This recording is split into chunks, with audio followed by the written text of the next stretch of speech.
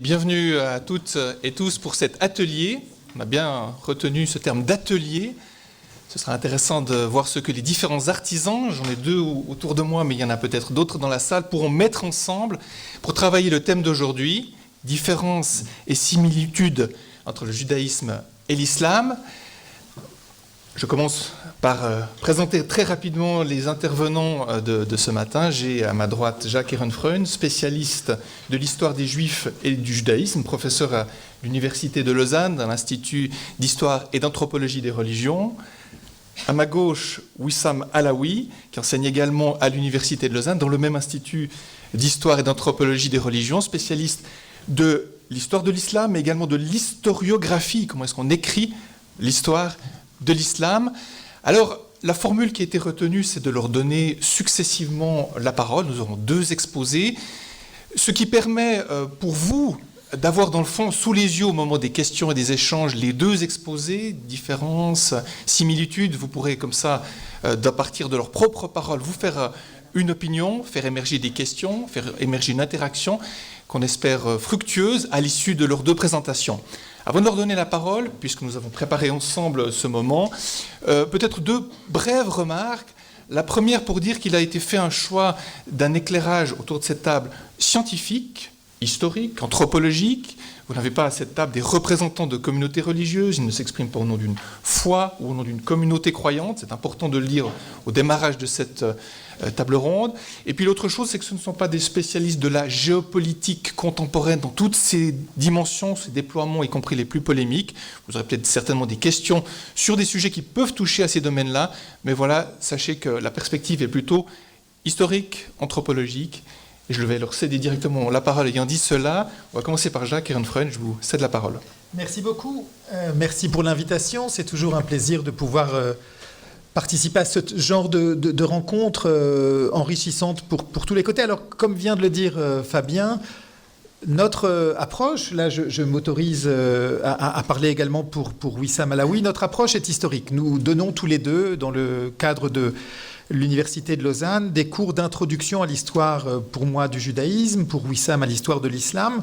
Et c'est véritablement la perspective historique qui est au cœur de ces cours qui sont des cours annuels. Alors, on va vous donner, en tous les cas, ce sera, je m'arrête de parler pour lui, je vais parler pour moi seul.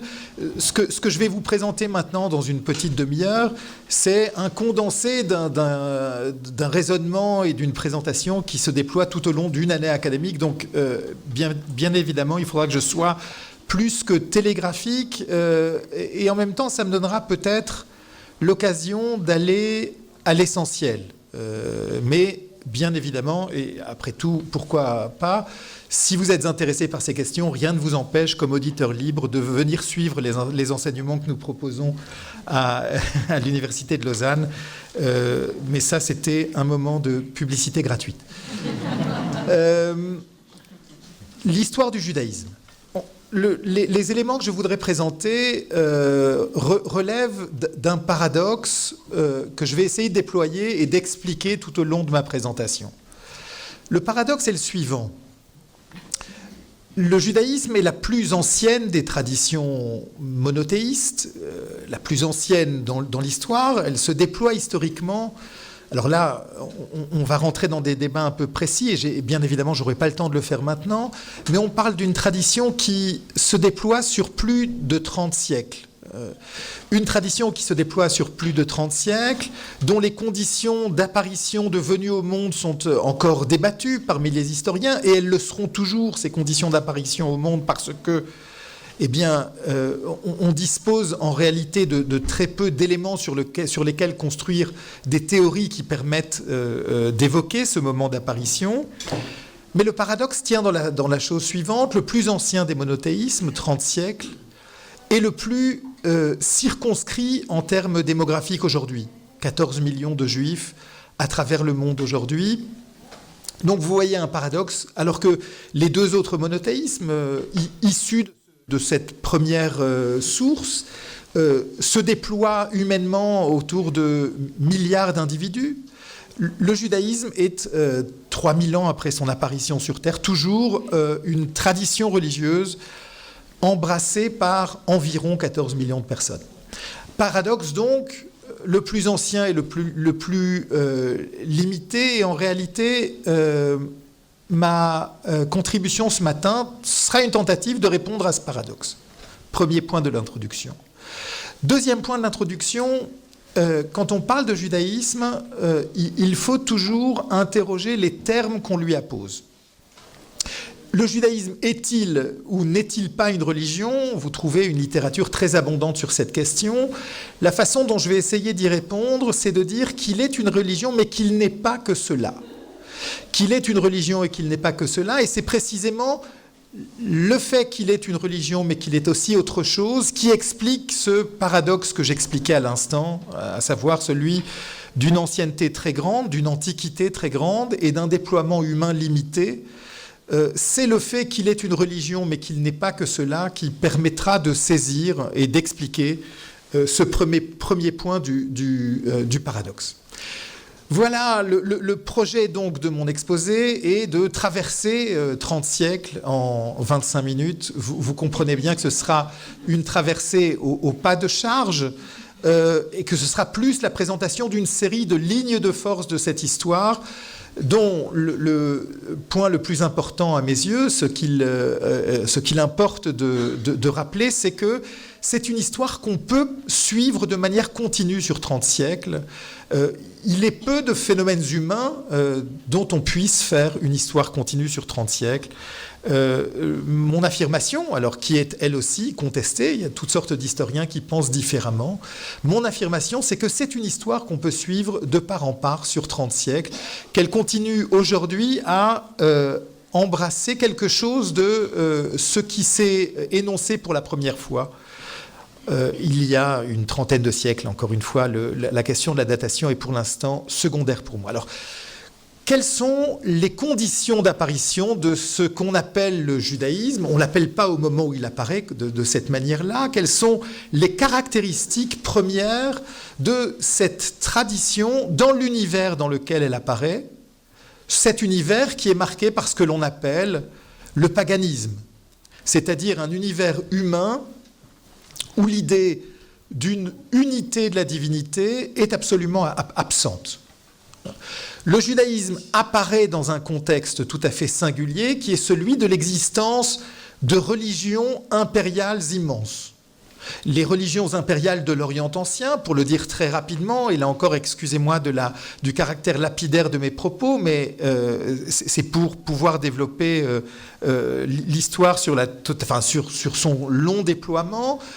Le lieu géographique où cette tradition émerge, l'espace de ce qu'on appelle dans la Bible la terre promise, est un espace dont la particularité géopolitique, mais alors là c'est de la géopolitique très très très ancienne, pas contemporaine du tout, l'espace géopolitique dans lequel cette tradition apparaît pour la première fois est un espace enserré entre d'immenses empires. À l'ouest, l'Égypte, avec la très grande civilisation pharaonique égyptienne, à l'est, au nord et à l'est, les empires assyriens, babyloniens et perses, d'immenses civilisations qui ont pour caractéristique d'être polythéistes, c'est-à-dire d'avoir des panthéons de divinités pluriels, et d'être impériales dans le sens où ces divinités, ces panthéons de divinités plurielles ont pour ambition d'être les religions de l'humanité. D'où des conflits entre elles, des conflits extrêmement importants, puisque chacune de ces traditions a la vocation à être impériale, c'est-à-dire à être celle qui sera embrassée et suivie par un espace politique réuni sous leur férule, sous leur domination. Dans cet univers-là, on peut dire que le judaïsme se structure exactement à l'inverse de ce qui existe dans le Moyen-Orient ancien. À l'inverse, pourquoi ? Parce que la première affirmation que porte la tradition qu'on appellera plus tard juive, c'est une affirmation fondamentale, c'est celle de l'unicité du divin. C'est-à-dire que le Dieu qu'inventent les Hébreux anciens est un Dieu dont auquel on accole toute une série de caractéristiques qui auront des effets radicaux en termes de représentation de ce que c'est que l'humain et en termes de représentation de ce que c'est que l'univers religieux. Je vais m'arrêter sur peut-être la plus importante de ces affirmations portées par les textes anciens, c'est l'affirmation que cette divinité, donc unique, vit de manière radicalement séparée du monde des humains. Elle ne vit pas parmi les hommes, contrairement aux dieux des panthéons de ces empires qui entourent cet espace dans lequel s'énonce pour la première fois cette tradition monothéiste. Cet univers des dieux, cet univers du Dieu est un univers radicalement séparé de l'univers des hommes, parce que ce Dieu est démiurge. C'est lui qui est à l'origine de tout ce qui est. Construction tout à fait improbable, donc. On ne vit pas avec lui, on ne vit pas parmi les dieux, on ne partage pas un univers commun, non, il y a une forme de verticalité tout à fait étonnante et qui n'a pas de précédent, celle qui affirme que ce monde dans lequel nous sommes tous embarqués, un peu contre notre volonté, personne ne nous a rien demandé, ce monde-ci est un monde qui a été créé par un Dieu radicalement séparé de cet univers dont il est le seul créateur. Alors, la tradition hébraïque continue avec toutes sortes d'affirmations dont les conséquences seront déterminantes. On ne peut pas le représenter, on ne sait pas comment il s'appelle, on ne sait pas énoncer son nom. Et on n'a accès à lui qu'à de rares moments, de très rares moments de révélation. Bon. Les conséquences de cette affirmation sont absolument radicales en termes anthropologiques, et je pense qu'on peut dire que nous en sommes tous les héritiers. Nous en sommes tous les héritiers, quelle que soit la manière dont nous situons par rapport à cette affirmation. Nous en sommes les héritiers en ce sens que cette affirmation a véritablement fondé une manière de se représenter ce que c'est que le genre humain. Elle est à l'origine de notre perception de ce que c'est que l'humanité. Pourquoi ? À cause d'une phrase très courte qui se trouve dans le texte de la Genèse et qui dit « Le Créateur, Dieu, a fait l'homme à son image ». Il n'a pas fait des hommes, il n'a pas créé différentes catégories d'hommes, il n'a pas créé des hommes qui sont en quelque sorte des intermédiaires entre les dieux et les hommes, il n'a pas créé différentes catégories d'humains. Non, il n'y a qu'une seule catégorie d'humains, contrairement à ce que pensent les Égyptiens au même moment, contrairement à ce que pensent les Grecs dans les religions à mystère qui se déploient dans l'espace du monde grec. Non, il n'y a qu'une seule catégorie d'hommes qui sont unis par le fait d'être produits par cette divinité séparée du monde et démiurge, créatrice du monde. Cette affirmation est une rupture anthropologique dans l'histoire de l'humanité. Elle est une rupture anthropologique majeure, elle est l'apparition de ce qu'on peut appeler une vision universaliste du monde. Les hommes sont unis par le fait d'avoir une seule origine, une même origine. Et vous le savez, le texte de la Genèse est ce texte qui est un texte radicalement anti-mythologique de deux manières. Il est anti-mythologique parce qu'il ne nous donne aucune information sur l'origine de la divinité. La mythologie grecque est une histoire de l'origine des dieux. Vous n'avez rien de tel dans la Bible hébraïque.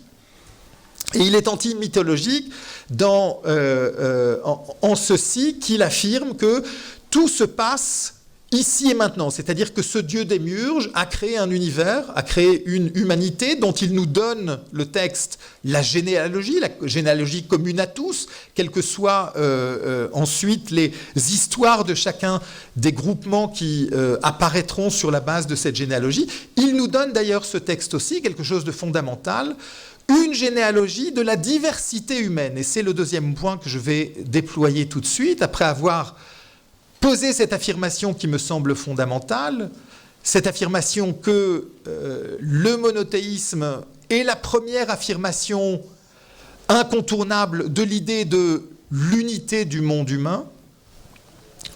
Le texte nous dit aussi d'où vient la diversité qui est évidente dans le monde humain. Et vous connaissez ce récit qui se trouve dans le texte de la Genèse également, le récit de Babel, hein, c'est parce que les hommes ont tenté de s'élever à la hauteur de Dieu que Dieu les a divisés, que Dieu les a divisés en différentes langues, bref, que Dieu leur a empêché de s'élever à sa hauteur et les a, en quelque sorte, séparés dans ce projet. Le judaïsme est donc une affirmation universaliste, dès son origine, universaliste dans le sens qu'elle est une affirmation de l'unité du genre humain, qui n'a qu'une généalogie. Et elle se déploie, cette tradition, selon une modalité tout à fait particulière qui est liée à sa façon de gérer la pluralité existante dans l'humanité. Parce que cet universalisme d'origine religieuse ne s'accompagne pas de l'expression d'une volonté de transformer ce message en religion de l'humanité.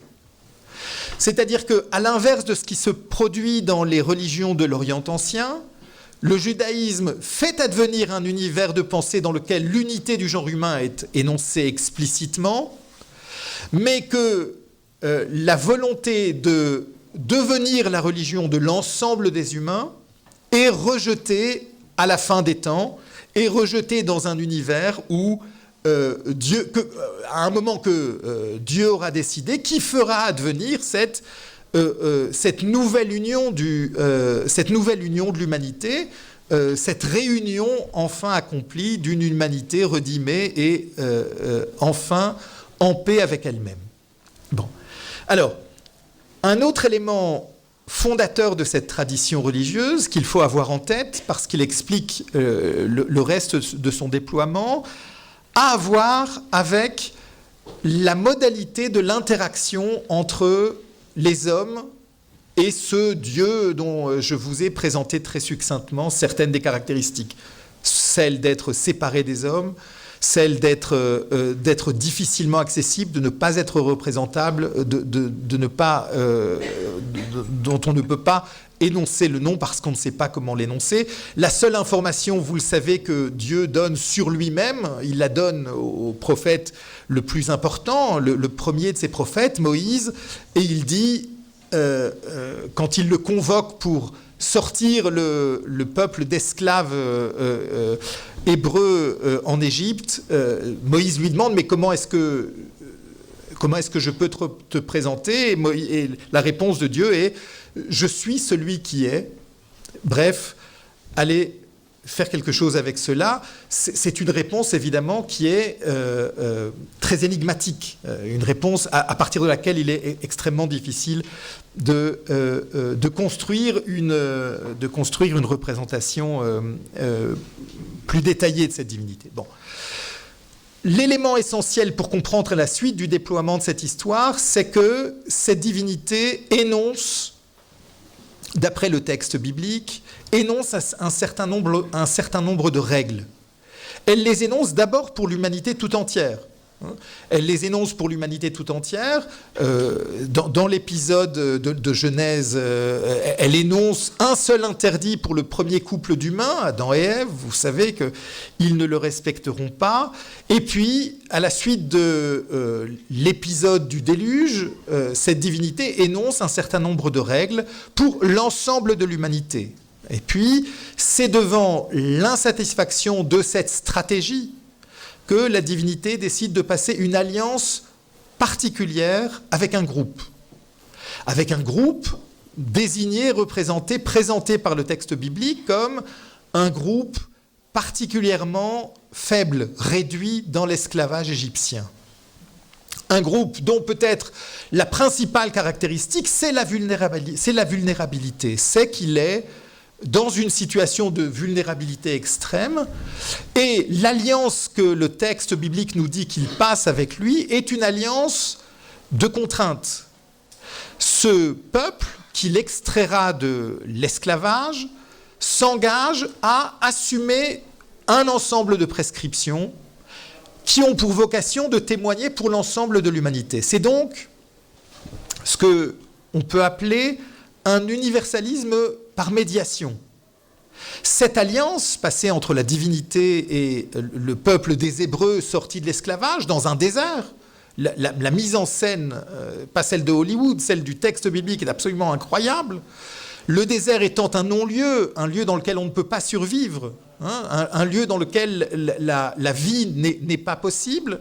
Cette mise en scène explicite le fait que la vocation de la loi est de procéder à une humanisation des hommes, à une dénaturalisation des hommes. Les hommes doivent surmonter l'ensemble de leurs penchants, doivent dominer leurs penchants, doivent adapter leur vie à un ensemble de règles que le texte nous présente comme des règles d'origine hétéronome, des règles données par la divinité elle-même. Et puis, cette alliance, cette narration de l'alliance, est une narration particulièrement importante puisqu'elle énonce le fait que, en contrepartie du respect de ces règles, ce petit peuple, le plus vulnérable des peuples de la terre, et puis le midrash, c'est-à-dire l'interprétation allégorique des textes bibliques, ne cessera de s'interroger, mais pourquoi ce groupe-là, et toutes sortes de réponses à cette question très interpellante ne cessent d'être déclinées. Alors vous trouverez toutes sortes de réponses tout à fait différentes, mais en tous les cas, ça n'est jamais un privilège, c'est toujours au contraire une responsabilité, pour reprendre le terme qu'utilise un philosophe contemporain, Emmanuel Lévinas, pour parler de l'élection. Cette responsabilité au regard de l'humanité s'accompagne d'un message. Et le message divin est: vous disposerez de la paix dans un petit territoire, à condition de respecter l'ensemble des prescriptions que vous avez reçues et face auxquelles vous vous êtes engagés dans ce moment sinaïtique, dans cette alliance passée au pied de la montagne dans le désert. Cette construction-là servira de constitution de ce peuple. De constitution de ce peuple, en ce sens que c'est muni de cette représentation-là de l'humanité et de lui-même que s'installe un royaume, alors d'abord un royaume extrêmement circonscrit, petit, et surtout dont la caractéristique est d'être toujours dans un espace territorial, dans un espace géographique qui est le lieu de passage entre les grandes civilisations et les grands empires de l'Orient ancien, qui font que régulièrement, très régulièrement, cette terre promise aux yeux du texte biblique, cette terre promise est conquise par toutes sortes de voisins qui l'utilisent comme zone de contact, comme zone de passage. Et ce qui se déploie à partir de ce moment-là, c'est une réponse à cette situation tout à fait singulière. Si l'alliance est ce qui nous permet, pensent les lecteurs de ces textes fondateurs, et ce qui nous permet de comprendre ce qui arrive dans le monde. Alors, quelle signification donner au fait que sur le champ de bataille, nous ne cessons de perdre? Et c'est, en effet, ce qui se produira régulièrement au 8e siècle pour le royaume du Nord, le royaume d'Israël, et puis au 6e siècle pour le royaume de Juda. Bref, les Hébreux ne cessent de perdre sur le champ de bataille. Et c'est là que se constitue quelque chose qui est une réponse singulière mais fondamentale du judaïsme. Et la réponse est: si nous sommes battus sur le champ de bataille, ça n'est pas pour une autre raison que du fait de nos manquements dans le respect des traditions auxquelles nos ancêtres nous ont engagés dans le moment de l'Alliance. Bref, la défaite est expliquée par les manquements du groupe, par le manquement du collectif, et pas par son infériorité numérique ou militaire. Non, elle est expliquée en termes éthiques par les manquements du collectif à l'alliance qu'il a contractée ou qu'on a contractée en son nom, puisque la caractéristique de l'alliance, c'est de mettre en place un groupe qui est un peuple qui n'est pas composé par l'ensemble de ses membres dans une génération, mais par l'ensemble de ses membres dans toutes les générations passées et à venir. Et c'est muni de cette forme de pensée-là que la disparition d'une forme politique qui intervient avec la confrontation avec le dernier des grands empires que le judaïsme rencontrera sur son chemin, l'Empire romain, que la disparition d'une forme politique autonome juive sera remplacée rapidement par cette affirmation, en réalité, l'exil n'est rien d'autre qu'une nouvelle épreuve imposée par la divinité à son peuple, dont la vocation est de témoigner de l'unicité de l'humain et de l'unicité du divin qui la précède, et de continuer à maintenir vivante cette tradition, cet ensemble de lois, de continuer à vivre sous leur autorité, sous son autorité à cet ensemble de lois. Et c'est en effet la façon dont se structureront les dispersions juives, puisque alors, le phénomène de la dispersion, le phénomène de l'exil est un phénomène très ancien. Il remonte au VIe siècle avant notre ère. Il est définitif, il est la seule modalité de la vie juive à partir du IIe siècle de notre ère. Les grandes défaites juives face aux Romains, les dernières grandes révoltes juives face aux Romains, qui s'achèvent par d'immenses défaites militaires, à la suite desquelles le phénomène juif n'est plus qu'un phénomène de la dispersion et de l'exil.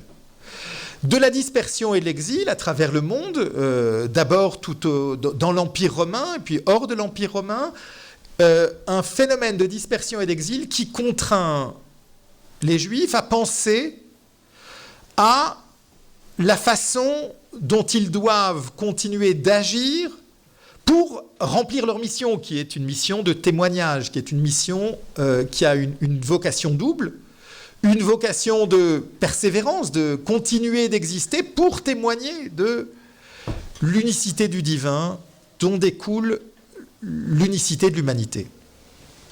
Et tout cela en attendant un moment de restauration, puisque c'est dans cette perspective-là que s'est construite la représentation de l'histoire que se sont faites les communautés juives de la dispersion. La dispersion est conçue comme ce qui précédera le retour, mais le retour, quand se produira-t-il? Cette question-là ne cesse d'interpeller les différentes dispersions juives. En tous les cas, à ce moment-là, se met en place, et c'est peut-être par ça que je terminerai, se met en place un mécanisme théologico-politique fondamental qui accompagne la vie juive dans les dispersions jusqu'à aujourd'hui. Et ce mécanisme théologico-politique fondamental est le suivant. Avec la perte du temple, vous savez que le deuxième temple de Jérusalem est détruit par les Romains en 70, à la suite de la première grande révolte des Juifs contre les Romains, qui s'achève par une défaite militaire, comme les deux autres qui suivront. À la suite de cette révolte, il apparaît impératif aux autorités religieuses, à ce qu'on appelle les sages, ceux qui précèdent les rabbins, qu'on appelle parfois les rabbins, il apparaît impératif de sauver l'essentiel. Et l'essentiel, c'est de continuer à faire vivre la Torah, à faire vivre la loi. Pour cela, il faut rassurer les pouvoirs politiques dans lesquels les Juifs sont dorénavant dispersés sur la fiabilité des Juifs comme citoyens. Il faut les rassurer. Comment est-ce qu'on les rassure? On les rassure en leur confirmant, en leur promettant de respecter l'ensemble des lois qui sont les lois en vigueur dans les différentes dispersions. En araméen, dans le Talmud, ça se dit de la manière suivante, Dina de Malchuta Dina, la loi du royaume est la loi, manière de dire, si le judaïsme est un ensemble de règles qui relèvent de la loi, eh bien, elle reconnaît le fait qu'elles sont soumises, ces lois, à une loi du royaume qui est plus importante en autorité que la loi juive propre. En contrepartie de quoi, les communautés juives demandent un espace social dans lequel ils pourront continuer de faire vivre leur propre législation, leur propre halakha. Halakha, c'est, si vous voulez, en traduction littérale, la bonne marche la bonne marche qui désigne la bonne manière de vivre en conformité avec l'ensemble des textes de la tradition. Bref, un système théologico-politique dans lequel on reconnaît la primauté de la loi des États sur notre loi propre, en contrepartie de l'obtention d'un petit espace à l'intérieur duquel on peut continuer de vivre sous l'autorité de la halakha, sous l'autorité de la bonne marche. Pour faire très vite, parce que je ne vais pas dépasser les 5 minutes qui me restent, pour faire très vite, cette manière de se constituer a fonctionné jusqu'à la modernité. Jusqu'à la modernité, parce que les Juifs étaient, que ce soit sous l'islam ou dans les empires chrétiens ou dans les royaumes chrétiens, avec un statut qui est sensiblement comparable, les Juifs disposaient d'une sorte d'espace dans lequel faire vivre leur tradition, tout en étant structurellement discriminés. C'est-à-dire que dans l'espace de la chrétienté, les Juifs sont aux marges de la société parce qu'ils n'en partagent pas le caractère chrétien. Dans l'islam, ils sont des dhimmis, c'est-à-dire des gens dont on reconnaît le droit à continuer de professer leur religion parce qu'elle est monothéiste, mais qui doivent faire la preuve de leur secondarité par rapport à l'islam commun. Et puis, la modernité transforme cela. La modernité transforme cela en Europe d'abord, très profondément, puisque elle remet en question le statut de discrimination structurelle. Elle propose aux Juifs de devenir des citoyens à parts égales des sociétés dans lesquelles ils vivent, à condition qu'ils renoncent à être un collectif que la tradition institue sous le terme de peuple juif. Vous connaissez la formule qui est énoncée dans la discussion autour de l'émancipation des Juifs à l'Assemblée nationale en 1791. Tout aux Juifs en tant qu'individus, rien en tant que nation, ou sinon qu'ils quittent, qu'on les chasse du royaume. Les Juifs doivent donc devenir, et ils le deviennent à partir du XIXe siècle, une confession, une religion, quelque chose qui ne relève plus du devenir d'un peuple, mais qui relève de la foi individuelle. Ils doivent mettre en conformité leur tradition avec ce qu'on entend par confession dans le christianisme, c'est-à-dire ce à quoi on adhère par la foi plus que par la pratique, plus que d'abord et avant tout par la foi. Et juste parce qu'il me reste 2 minutes, cette affaire qui commence bien avec l'émancipation se termine en Europe de manière tragique, vous le savez, puisque 1 siècle et demi après l'émancipation, les 2/3 des Juifs européens sont exterminés. Une extermination qui se produit dans un moment tout à fait singulier, celui de la Seconde Guerre mondiale, mais dont les effets sont des effets de très long terme, puisque, alors pour vous donner des chiffres très rapides sur lesquels je vais clore mon exposé, si à la veille de la Seconde Guerre mondiale, les Juifs sont environ 16 millions à travers le monde, après la guerre, ils ne sont plus que 12 millions. Les 2/3 des Juifs européens ont été exterminés. Il reste en Europe 3 millions de Juifs en 1945. Il n'en reste plus aujourd'hui qu'1 million. C'est-à-dire que les effets à long terme de l'extermination sont loin d'être terminés. On continue d'en voir les effets très nettement. Les communautés juives européennes sont en phase de progressive extinction, pour ne pas dire, en tous les cas, d'extinction presque programmée, très inquiétante pour les Juifs vivant en Europe aujourd'hui. Pourquoi ? À cause de l'apparition en modernité de ce phénomène tout à fait considérable qu'on a appelé l'antisémitisme. On a même créé un nom particulier pour le désigner. L'antisémitisme qui, en se branchant sur l'antijudaïsme, a donné des phénomènes d'une violence inconnue auparavant, dont les effets sont ceux que je vous ai décrits. Alors, pour ne pas terminer sur une note trop pessimiste, et pour expliquer ce que j'avais présenté comme un paradoxe, l'histoire des Juifs est donc une histoire qui se déploie sur 30 siècles et qui a une vocation tout à fait particulière, tout à fait singulière.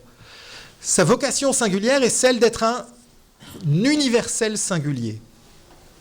Un universel singulier, la première énonciation du fait que les hommes n'appartiennent qu'à un genre. Il n'y a pas différentes catégories d'humains. Il n'y a qu'une seule catégorie d'humains. Et que cette affirmation-là doit se concilier, se cumuler avec une autre affirmation tout aussi importante, et qui est que l'humanité est constituée par des cultures très différentes, par des façons d'être au monde très différentes, et que si on ne peut pas hiérarchiser les humains, il faut malgré tout accepter le fait que les humains sont constitués de cultures, de religions, de traditions, de langues extrêmement différentes. En quelque sorte, pour terminer l'exposé, je dirais que le judaïsme est cet universalisme particulier, cette affirmation qu'il est indispensable de se rappeler que nous sommes tous, nous avons tous en commun une humanité que nous devons assumer, pour laquelle nous devons veiller à la faire vivre en paix, tout en acceptant le fait que cette humanité est constituée de cultures, de civilisations, d'approches extrêmement différentes. Je vous remercie pour votre attention.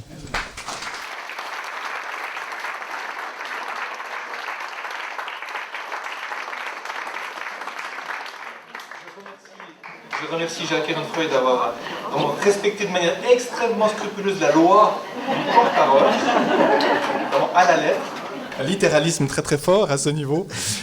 Je le remercie aussi de nous avoir donné quelques points sur lesquels on pourra revenir certainement tout à l'heure dans la discussion, la visée universaliste d'un message de la divinité, de la transcendance, la question du rapport à la loi, bien sûr, la question aussi de la modernité et de l'impact qu'elle a eu sur la manière de vivre en communauté ou individuellement la dimension religieuse ou croyante. Je me tourne vers Wissam Alaoui, je vous cède la parole pour votre exposé. Merci Fabien. Merci pour l'invitation. Je suis très heureux de partager ce moment avec vous. Je vois très bien que nos présentations vont se recouper pas mal. Voilà, ce qui est une bonne chose. On ne s'est pas consulté sur le plan de la présentation. Personnellement, je vais essayer de revenir sur l'histoire des premiers siècles de l'islam, la formation de l'islam, en tant que religion, mais aussi en tant que civilisation. On verra la différence dans un instant. Mais également, et ça nous touche aujourd'hui de manière très particulière, c'est la place des Juifs et du judaïsme dans cette formation de l'islam. Quand on parle de l'islam, on se demande toujours qu'est-ce que l'islam? Est-ce que c'est une religion? Est-ce que c'est une culture? Est-ce que c'est une politique? Est-ce que c'est de l'art islamique? Qu'est-ce que c'est l'islam? Et quel est le rôle des acteurs dans le monde dans la formation de l'islam? Quel est le rôle du christianisme et des chrétiens? Très important, même si on ne l'abordera pas vraiment aujourd'hui, ce n'est pas le sujet. En revanche, on abordera beaucoup plus la place du judaïsme et des juifs, comment l'islam se place par rapport aux femmes. Est-ce qu'on parle de l'islam religieux qui se place par rapport aux femmes ou à l'islam civilisationnel, etc. C'est des questions, bien évidemment, je n'en cite qu'une partie. Qu'est-ce que le djihad? Qu'est-ce que c'est très à la mode? Qu'est-ce que la violence en islam, etc. La tolérance, l'intolérance. C'est des sujets, bien évidemment, qu'on ne pourra pas aborder dans leur ensemble. Et je vous invite encore une fois, à la suite de mon collègue Jacques, de venir assister à nos cours. Dont vous n'avez pas l'équivalent à Genève, bien évidemment. Et donc, de passer directement à ce que je vais distinguer entre un islam que je fais systématiquement à titre personnel, un islam écrit avec un petit i, qui est la religion musulmane ou la croyance, la foi musulmane, sur laquelle je ne travaille strictement pas, et l'islam avec un grand I, qui est la pensée, la civilisation. Tout ce que l'on sait aujourd'hui de l'islam est civilisationnel. L'islam religieux est une affaire de croyance et de croyants. Donc,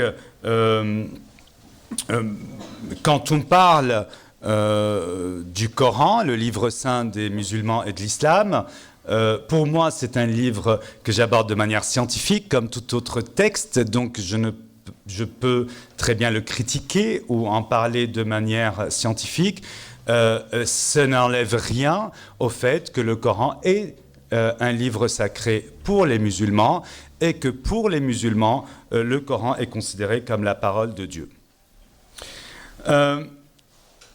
Quand on parle du Coran, on parle forcément du prophète de l'islam, Mohammed, et sa représentation dans le dogme.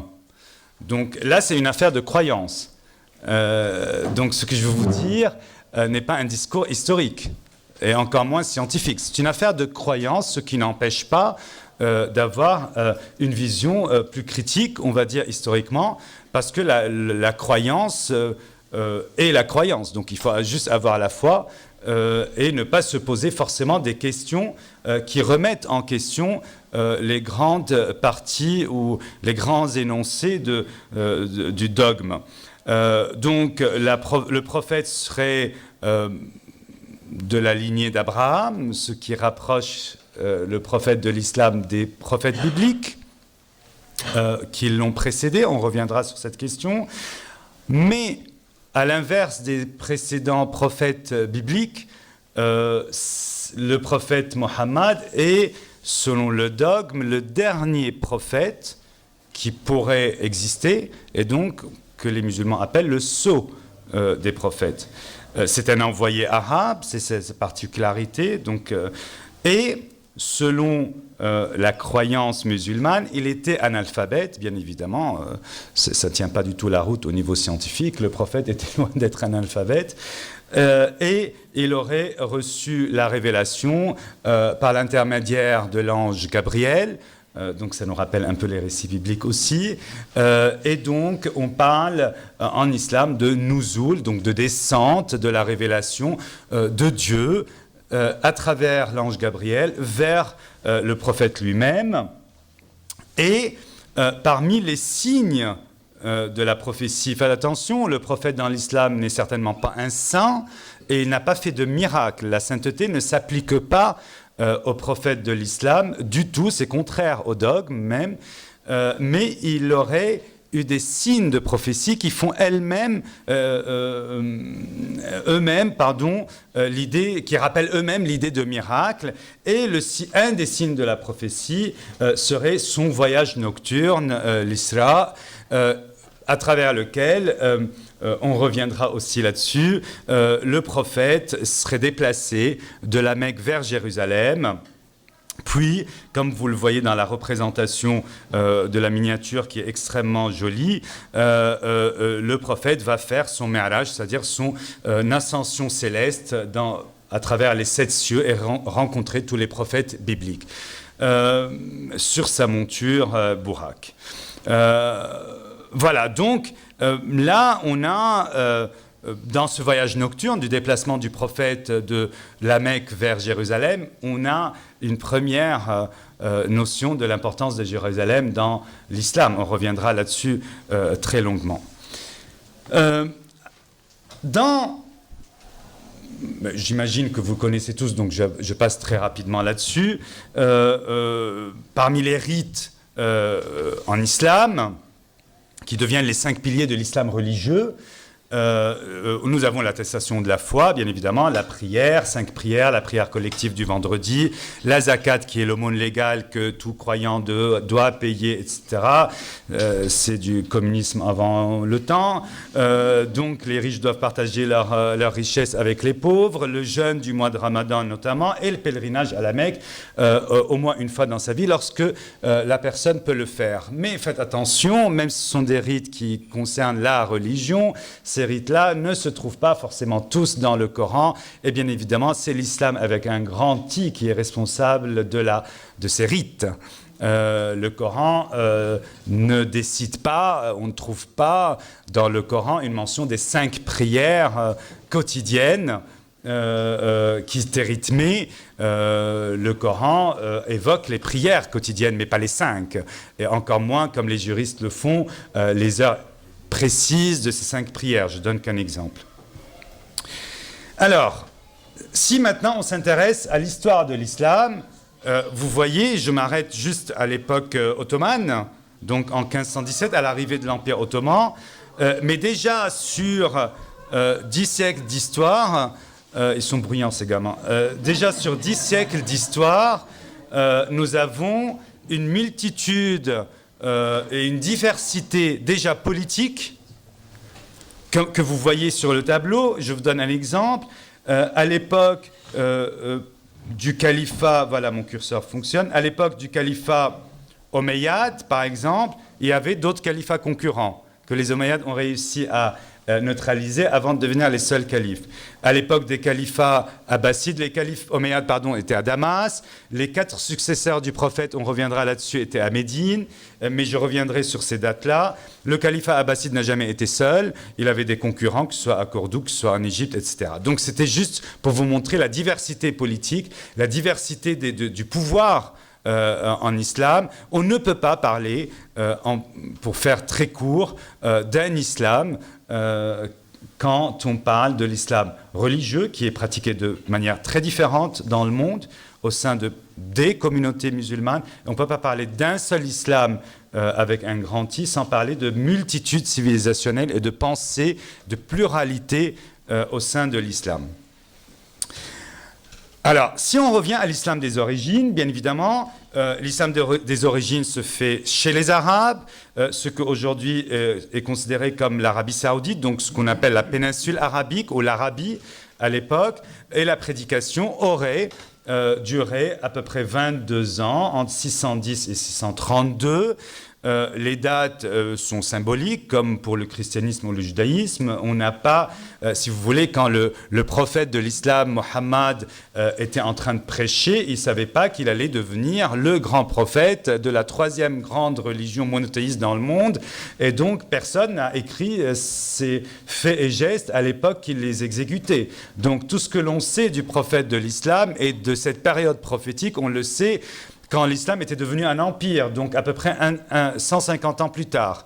Donc vous imaginez bien qu'on ne représente pas le prophète à Bagdad, quand il y avait un empire, un califat abbasside avec une administration ultra développée, comme on pouvait représenter le prophète en Arabie, c'est-à-dire à la tête de quelques tribus qui se battaient contre la Mecque. Donc vous voyez bien qu'il y a une certaine authenticité, au noyau authentique dans la tradition qu'on appelle les textes de la tradition musulmane qui reprennent ou qui relatent la vie du prophète, mais sans doute tout ce récit doit être nuancé par les historiens pour pouvoir décider de quel noyau authentique on peut conserver.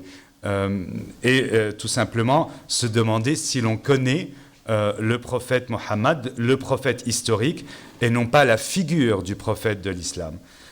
C'est plutôt la figure qui est dressée dans les textes postérieurs à la période prophétique, et notre seule source véritable sur le prophète de l'islam est le Coran.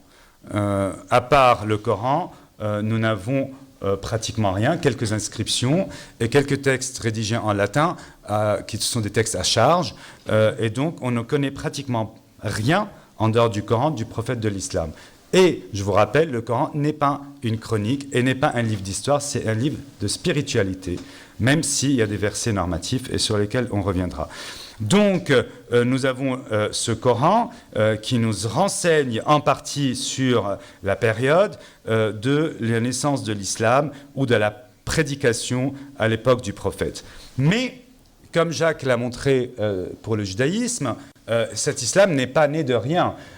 Même si ça ne fait pas plaisir à certains ou certaines, l'islam n'est pas né dans un désert et n'est pas né au temps de l'ignorance, la jahiliya, que la tradition musulmane met en avant, tout simplement, qui est un discours hagiographique très bien ficelé, pour dire que l'islam a apporté la culture et la civilisation dans un monde qui était dominé par l'ignorance. Loin de là, et on va le voir. L'islam et l'Arabie pré-islamique et l'Arabie du prophète de l'islam étaient entourés par deux très grands empires, l'empire byzantin, dont l'islam civilisationnel hérite énormément, et l'empire sassanide, bien évidemment, le califat abbasside, toute son administration est pratiquement sassanide. Même si je ne dis pas qu'il copie, Je dis tout simplement qu'il y a un héritage. Pour vous donner un exemple, quand les Arabes vont arriver en Égypte, ils ne vont pas changer l'administration byzantine sur place. L'administration byzantine sur place continuera à fonctionner en copte. Les premiers documents que l'on a, les plus anciens de la période musulmane en Égypte, étaient une administration qui fonctionnait en copte. Il fallait attendre un siècle pour que ce soit des documents bilingues. Et il fallait attendre un siècle et demi pour que l'arabe devienne une langue officielle. À Bagdad, quand le califat abbasside va fonder Bagdad, et l'administration à Bagdad également, l'administration était sassanide, ou de culture sassanide. D'ailleurs, les grands musulmans reprochent à ses secrétaires de l'administration d'être de mauvais musulmans parce qu'ils ne connaissent pas bien le Coran. Bref, donc on ne peut pas dire que l'Arabie ne connaissait pas ces deux grands empires qui influençaient énormément et où l'Arabie était un espace qui était souvent pris par les Byzantins, souvent par les Sassanides, etc. Mais également, en Arabie, nous savons très bien que le judaïsme existait énormément, que le christianisme était énormément présent, notamment parmi les tribus sédentaires, tout comme le manichéisme, tout comme le docétisme. On se demande, même tout à l'heure on réfléchira un peu là-dessus, quelle était la religion du prophète de l'islam. Quand on parle de la religion du prophète de l'islam, ça ne veut pas dire que lui, il appartenait à une certaine religion. Quel était l'environnement culturel qui a influencé ou qui a participé de l'éducation spirituelle du prophète de l'islam? Est-ce que ce n'était pas les milieux judéo-chrétiens, donc ébionites? Un troisième élément qui a énormément influencé le contexte de la révélation et le contexte du Coran est le milieu polythéiste, bien évidemment, où une bonne partie des Arabes étaient des païens, donc ils adoraient les idoles, les bétiles, etc., etc. Donc, si on veut réfléchir et sur la naissance de l'islam et sur la rédaction du Coran, on ne peut pas faire abstraction de ces éléments-là. On ne peut pas penser le Coran en méditant sur ces versets. Sinon, c'est une peine perdue. Le Coran est un texte qu'il faut replacer dans son contexte politique, culturel, pour pouvoir l'analyser. Notamment quand il s'agit de contradictions au sein même du Coran, que les savants musulmans d'époque médiévale ont très bien résolu par la politique du Nasr, par la doctrine du Nasr, c'est-à-dire le verset qui vient après l'autre annule le précédent. Mais nous, historiens, ça ne nous persuade pas. Pourquoi il y a une contradiction dans le Coran alors que le Coran est considéré comme la parole de Dieu? Est-ce que le Dieu s'autorise une contradiction? Est-ce que Dieu dit quelque chose qu'il vient annuler plus loin? Bref. Donc, quelle était la religion du prophète de l'islam? Dans une péninsule arabique, selon la tradition musulmane, était dominée par l'ignorance, l'obscurantisme, ce qui n'était pas du tout le cas. Encore une fois, le prophète était loin d'être analphabète. Et quel était le milieu religieux du prophète? On sait que le Coran, surtout les sourates mécoises, sont énormément imprégnés par le milieu et par la doctrine judéo-chrétienne ébionnite. C'est des versets, des sourates apocalyptiques. Il n'y avait aucune notion organisationnelle, etc., etc. Et dans le Coran, il y a des éléments juifs, mais pas que. D'accord? Mais puisqu'on est là une journée particulière, on parle plutôt de cela, comme par exemple Yaoum-ed-Din, le jour du jugement, est une expression hébraïque. Mais ça, je vous donne qu'un exemple. J'étais très étonné de ne pas voir, non pas mon livre, mais le livre de Mère Baracher sur les Juifs dans le Coran. C'est un excellent ouvrage que tout le monde peut lire, spécialiste comme non spécialiste. Et c'est une analyse qui est très fine et très nuancée du texte coranique. Pourquoi? Parce que c'est un très grand islamologue qui replace le Coran dans son contexte culturel. D'accord? Et ça, c'est très important. Donc, alors, le paganisme à la Mecque existait bien évidemment avant l'islam, mais il y a énormément de rites liés à ce paganisme qui vont être islamisés. La Kaaba n'est pas une invention musulmane. Le pèlerinage à la Mecque n'est pas une invention musulmane et ça a été islamisé. La Kaaba existait déjà avant. C'était une pierre météorique.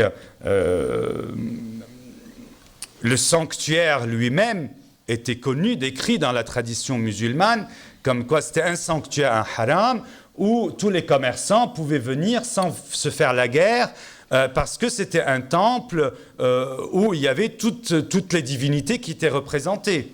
Bon, la tradition dit que le prophète, en 630, quand il arrive à la Mecque, il détruit toutes ces idoles. D'accord, mais en tout cas, c'était des choses qui existaient avant, comme beaucoup d'autres, qui ont été islamisées. Donc, si vous voulez, ça n'enlève rien à l'islam, au rite musulman, à la civilisation musulmane. Tout simplement, historiquement, il faut bien comprendre qu'une nouvelle religion n'a pas existé d'elle-même. Elle n'a pas existé en rupture avec son contexte et ce qui était avant, ce qui existait avant. D'accord? Sinon, si on raconte quelque chose qui n'a jamais existé avant, personne ne le comprend. Dans le Coran, tous les passages bibliques, qui ne sont d'ailleurs pas expliqués, ils existent dans le Coran parce que l'entourage du prophète pouvait le comprendre. Donc, ils étaient bien formés, ils le connaissaient très bien. Bref. Alors, nous avons donc la première révélation. Il me reste combien de temps? En fait, j'ai oublié de redonner. Une dizaine de minutes. 10 minutes environ. 10 minutes environ, oui. Mais je ne terminerai jamais en 10 minutes. On dit 15. Donc, la première révélation a eu lieu en 610. Cette première révélation a eu lieu à la Mecque. C'était une révélation uniquement, c'est des courts versets, sourates qui se trouvent à la fin du Coran actuellement, qui sont des sourates apocalyptiques. C'était une prédication uniquement sincère, mais qui devait rester secrète. Bon, c'est en 613 que les révélations commencent à être publiques, toujours selon la tradition musulmane. Hein. On n'a rien de plus récent qui peut nous donner des éléments historiques là-dessus. Donc on est obligé de suivre la révélation. Donc il y a des convertis, etc. Et il y a une nouveauté sociale qui est que le chef de l'islam, le prophète, d'ailleurs l'islam lui-même, le terme n'existait pas à l'époque, le prophète avait créé une alliance supratribale, c'est-à-dire qu'à l'époque, si vous avez entendu de segmentarisme, de société segmentaire, c'est-à-dire que les tribus existaient mais étaient parallèles et donc n'avaient pas un pouvoir supérieur aux tribus pour pouvoir dire la loi ou le droit, etc. Donc lui, il va constituer un nouvel ordre social en disant, voilà, ce qui nous unit, c'est plutôt le fait qu'on reconnaisse tous que je suis le chef. D'accord? Dans le récit que l'on a de la révélation, le récit qui a été rédigé en 833 par Ibn Hisham, qui dit lui-même reprendre d'Ibn Ishaq mort en 768. Donc 768, on n'était déjà plus à Damas, mais déjà à Bagdad, un empire. Donc c'est là où on a la biographie du prophète, la sira. Et donc l'auteur relate comment la révélation a été faite au prophète. Donc il était sur le mont Hira, l'ange Gabriel vient lui parler, il a eu peur parce qu'il a eu peur d'être associé à des poètes ou à des fous, en fait, qui entendent des voix, etc. Donc il a peur, il revient vers sa femme sa première femme Khadija, qui était une grande commerçante à l'époque et qu'il a pris à son service. Et donc, il lui raconte ce qui se passe. Et donc, la deuxième paragraphe que je vais vous lire très rapidement, pour ensuite vous dire pourquoi je l'ai mis. Khadija se leva, s'enveloppa de son manteau et s'en alla chez son cousin Waraka ben Naufal. Celui-ci, donc ce Waraka, avait embrassé le christianisme, s'était instruit dans les livres et avait beaucoup appris auprès des gens de la Torah et des évangiles. Khadija lui rapporta ce que l'envoyé de Dieu, donc Mohammed, lui avait dit avoir vu et entendu. Qu'est-ce qu'il va dire? Il va s'écrier, Saint, Saint, s'exclama-t-il. Khadija, si tu m'as dit la vérité, Mohammed, je te le jure, par celui qui tient ma vie dans sa main, Mohammed est en train de recevoir la grande loi, celle que reçut Moïse. Il est le prophète de cette nation. En fait, ce n'est pas du tout exceptionnel. Le prophète est représenté en islam comme le continuateur de Moïse et de Jésus, d'Abraham, de Moïse et de Jésus. L'islam ne se place pas du tout en rupture avec le christianisme et le judaïsme. L'islam se place dans la continuité du christianisme, du judaïsme et du christianisme. Bien évidemment, avec toujours un discours qui est toujours répété, mais ça, c'est pas propre à l'islam, c'est que les Juifs ont reçu la bonne loi, mais ils l'ont altérée, et donc il faut la remettre d'équerre, et donc il faut la corriger. Le christianisme, c'est la même chose. D'accord? Donc ce milieu judéo-chrétien dans lequel Mohammed lui-même aurait évolué, c'est un milieu où, qu'est-ce qu'on appelle, c'est qui les ébionites, les judéo-chrétiens? C'est des personnes juives qui respectaient la loi juive, mais qui acceptaient ou qui reconnaissaient que Jésus était Christ. Voilà, grosso modo. Donc, et on retrouve dans l'islam toute une série de continuités entre les révélations bibliques et l'islam. Il n'y a pas de rupture. Il est dans la continuité de ces... Dans le Coran, il y a tous les prophètes bibliques. Voilà. Et donc, on arrive à une première véritable rencontre entre le prophète et les Juifs.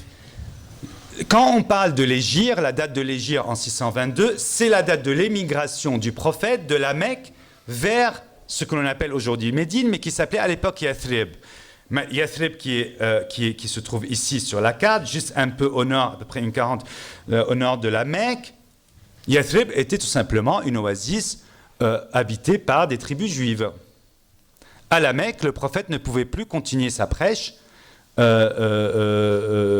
parce que tout simplement il était combattu par les membres de sa famille qui ne voulaient pas de sa religion soi-disant monothéiste. Et donc il le combattait. Et à la mort de sa femme Khadija, il n'avait plus vraiment d'appui, et de son oncle Abu Talib, il était pratiquement obligé, lui et ses premiers compagnons, de quitter la Mecque, et il a été faire alliance avec les tribus juives de Médine, de Yathrib, qui l'ont reçu comme un chef et non pas comme un prophète. Donc, il avait, à l'époque du prophète de l'islam, être prophète était quelque chose de très courant. En Arabie, pratiquement toutes les tribus avaient leur prophète. D'accord? Donc, être prophète, c'était pas comme aujourd'hui, dire qu'on est prophète dans la rue, on nous prend pour un fou. D'accord? Mais à l'époque, être prophète dans la péninsule arabique était quelque chose de très commun. Donc, le prophète de l'islam était un prophète parmi d'autres qui étaient dans la tribu de Quraysh. D'autres, Moussaïlima, étaient plus au sud et il lui a fait la concurrence, etc. Alors, du coup, il avait, comme un kahin juif, il avait une prestance, un statut social très élevé. Et donc, il va être accepté par les tribus juives parce qu'il avait cette garantie sociale, mais il va être accepté comme chef de guerre parce que les juifs se sentaient menacés et non pas du tout pour devenir eux-mêmes musulmans. Et donc, la première année de l'hégire, 622, c'est l'année de l'émigration du prophète et de ses compagnons de la Mecque vers Médine. Cette année donc est très importante parce que ça, dans nos sources, pour des historiens, c'est très important. Nous possédons l'une des sources la plus ancienne avec le Coran, que l'on appelle le pacte de Médine. C'est le pacte, l'alliance que le prophète de l'islam va signer avec les tribus juives et qui va constituer la première Ummah. La première communauté que le prophète de l'islam va mettre en place n'était pas une communauté musulmane, elle était une communauté œcuménique. Le chef de l'islam n'était pas un chef d'une religion, d'une communauté religieuse, mais était un chef œcuménique. Donc il incluait les musulmans convertis à la Mecque de première heure, les musulmans convertis à Médine, plus les tribus juives de Médine. Et tout le monde était à égalité, tout le monde devait verser et contribuer à l'effort de guerre de la même manière, et la guerre était adressée contre la Mecque. D'accord? Pas contre les Juifs. Et ce n'est qu'en 624 et la grande victoire à Badr, de la bataille de Badr, du prophète, de ses compagnons, c'est-à-dire les musulmans et les juifs, contre les caravanes mécoises, donc la première grande réussite de victoire militaire du prophète, que la tradition nous dit qu'il va se retourner contre les tribus juives de Médine et les chasser de Médine. Et là, il y a une grande polémique parmi les historiens. Est-ce qu'il les a réellement chassés à cette époque-là? Est-ce qu'ils ont été chassés après? Et pourquoi il les a chassés? Est-ce qu'il les a chassés parce qu'il voulait plus se convertir à l'islam? Parce qu'il ne voulait pas se convertir à l'islam et le prophète, fort de sa victoire de Badr, ne voulait plus accepter une communauté œcuménique qui intègre les tribus juives, mais voulait que ces tribus juives se convertissent? On n'a pratiquement pas de réponse là-dessus. Le Coran est très contradictoire là-dessus, même si les versets médinois sont beaucoup plus virulents avec la notion de guerre, etc., qui sont beaucoup plus présents parce qu'à cette époque-là, le prophète de l'islam était un chef de guerre. Donc, il me reste plus de temps, c'est ça? D'accord. Il me reste 5 minutes. Oui. D'accord, c'est très bien. Donc, c'est là où on voit également, en fait, cette polémique ne m'intéresse pas aujourd'hui.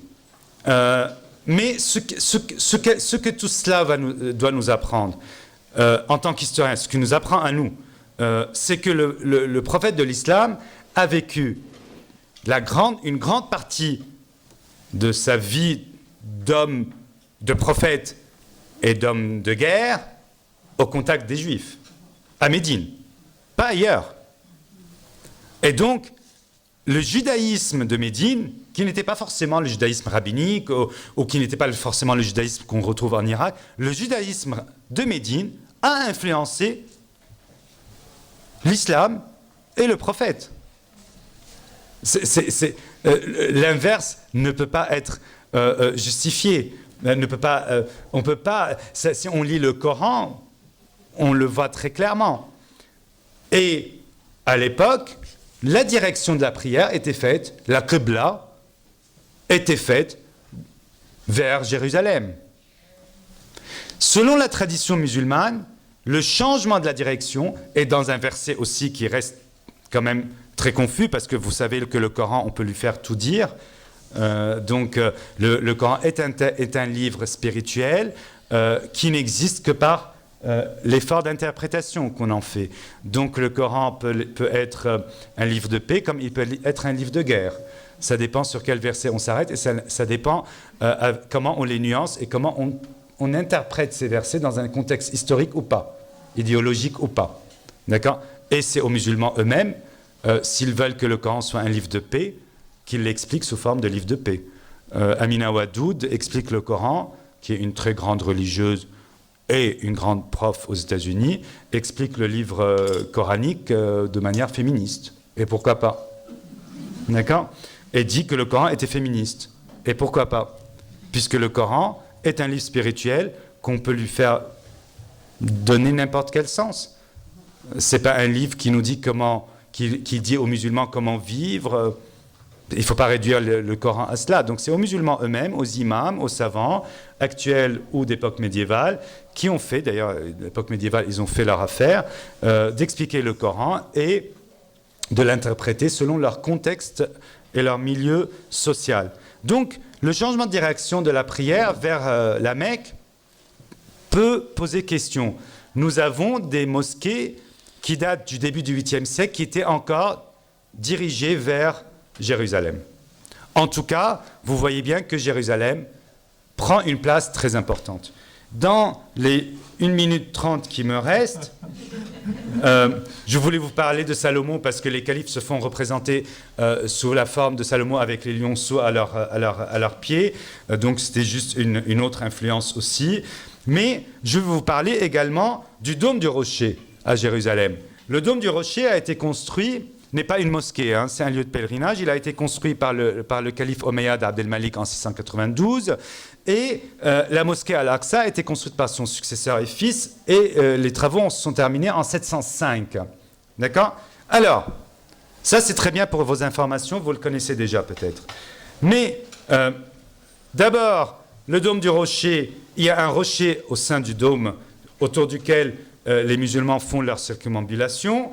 Et ce rocher est supposé être retracer le pied que le prophète aurait posé avant de commencer son ascension céleste dont je vous ai parlé au début. Donc il a fait son voyage nocturne de la Mecque jusqu'à Jérusalem, posé son pied sur ce rocher et il a fait son ascension céleste.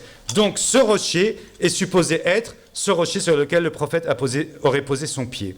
D'accord ? Donc le dôme du rocher a été construit et dans le Coran, et je terminerai par ça, même si j'avais d'autres choses à vous dire, nous avons la sourate 17 du voyage nocturne qui dit, je lis, « Gloire à celui qui a fait voyager son serviteur de la mosquée sacrée », c'est tout ce qu'il a dit, à la mosquée la plus lointaine, c'est tout ce qui est dit. C'est tout. La tradition musulmane associe le sanctuaire le plus lointain qui se trouve dans le Coran à la mosquée Al-Aqsa construite au 8e siècle. D'accord ?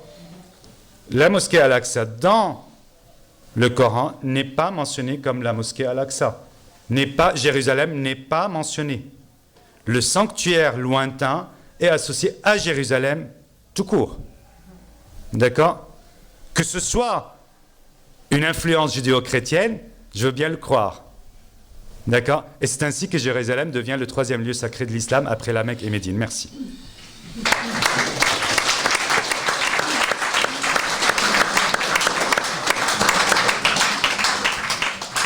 Je remercie Wissam Alaoui pour son exposé. Selon le programme, nous avons, je vois, une grosse demi-heure pour des questions, des interventions. J'imagine qu'il y en aura dans la salle. Monsieur. Alors, oui, attendez, il y a un micro. Alors, premièrement, il y a un micro donc, qui va tourner. Je vous demanderai, voilà, de donner votre nom et d'indiquer peut-être la personne à laquelle s'adresse en priorité votre question, si elle a un destinataire premier. Je vous en prie. Mon nom, c'est Grégoire Dunant. Je profite qu'il y ait des représentants des deux religions pour leur poser à tous les deux la question. Première question, est-ce que le terme, ça sort un peu du sujet, antisémite n'est pas impropre parce que alors on ne peut pas avoir en arabe antisémite alors que les arabes sont également des sémites. Alors ce serait plutôt anti-judaïque. Et la deuxième question, est-ce que c'est vrai que dans l'Arabie pré-islamique, il y avait une déesse féminine qui s'appelait Al-Lat? Est-ce que c'est lié au dieu actuel arabe? Et puis, la dernière, est-ce que c'est une coïncidence que l'hégire a eu lieu en 622 et que dans la religion judaïque, la moins 622 était aussi une étape importante dans le judaïsme? Merci. Merci. Alors, pour répondre un peu factuellement sur le terme d'antisémitisme, historiquement, c'est un terme qui est récent. Il apparaît en langue allemande. On a identifié le premier personnage à l'utiliser. C'est un polémiste allemand du nom de Wilhelm Marr, dont la première occurrence du terme, c'est en 1879, dans le contexte de l'Empire austro-hongrois où il vit et où il s'élève contre l'émancipation des Juifs. C'est-à-dire que l'antisémitisme est l'expression d'une opposition aux Juifs, non pas sur la base de la polémique de la polémique religieuse qui pendant longtemps a opposé les Juifs et les chrétiens sur la question de la divinité du Christ, mais c'est un terme qui a pour vocation de s'opposer à l'émancipation parce qu'il considère que justement c'est en étant devenu invisible, c'est-à-dire plus séparés de la société, que les Juifs pourraient être particulièrement dangereux. Donc même si le terme désigne les sémites, tout le monde sait très bien qu'en réalité ils ne considèrent que les seuls Juifs. Et c'est même pas les Juifs dans leur ensemble, c'est les Juifs en tant que, parce qu'ils sont dorénavant dans les sociétés, il faut les combattre parce qu'ils sont devenus invisibles, donc dangereux. C'est ce fantasme-là qu'énonce le terme d'antisémitisme. Voilà, je crois que c'est... Oui, ça m'a En fait, oui, la réponse à Allat, bien évidemment, c'est une divinité qui existait selon la tradition musulmane avant l'islam, comme Hubal, comme plein d'autres divinités. Mais Allat était l'une des 3 grandes divinités, bien évidemment. Je suis désolé, je suis un peu Alzheimer. Votre deuxième question par rapport à la... Question calendaire sur 622. Ah, le 622, Moi, 622 pour les judaïsmes et plus 622 pour les... Je n'ai aucun avis là-dessus. Je suis désolé, mais je n'ai aucun avis là-dessus. Disons, il faut que vous preniez conscience du fait que moins 622 pour les Juifs, ça n'existe pas. C'est-à-dire que... ça, c'est vraiment cette date dont d'ailleurs je ne vois pas très bien à quoi elle fait référence dans l'histoire du judaïsme. Deutéronome. De la création du Deutéronome. Non, alors, bref, en tous les cas, ces dates-là n'ont aucune... Enfin, ce sont des constructions bien postérieures, puisque c'est même pas dans le calendrier grégorien, puisque ce n'est que assez tardivement qu'on a construit la chronologie qui est celle dans laquelle nous vivons aujourd'hui et qui nous permet de considérer qu'il y a un moins 622. Évidemment, ça n'a aucune pertinence dans la... Ça dépend du positionnement de l'année 0, finalement. Tout à fait. Merci beaucoup. D'autres questions? Alors, je crois monsieur ensuite. Voilà. Ben Amram Sylvain, communauté israélite de Genève. Je m'adresse au professeur. Votre conférence a été très très bien, mais vous nous l'avez signalé sur une période de 30 siècles. Or, le calendrier hébraïque, aujourd'hui, c'est 5781. Est-ce qu'il y a une raison? Ça, c'est la première question. Mais précisément parce que le calendrier hébraïque se fonde sur l'affirmation que la création du monde daterait de... L'année 0 du calendrier hébraïque serait, et j'utilise bien évidemment le conditionnel, serait l'année 0. Et précisément, si j'ai parlé d'universalisme et d'universalisme par médiation, c'est précisément de ça qu'il s'agit. C'est-à-dire que le judaïsme, avant de raconter sa propre histoire, raconte l'histoire du monde. L'histoire du monde ne se résume pas à sa propre histoire, et le texte biblique est un texte... Alors, ce serait un élément de discussion avec Wissam. Le texte biblique est un texte qui reprend des légendes que l'on trouve dans le Moyen-Orient ancien.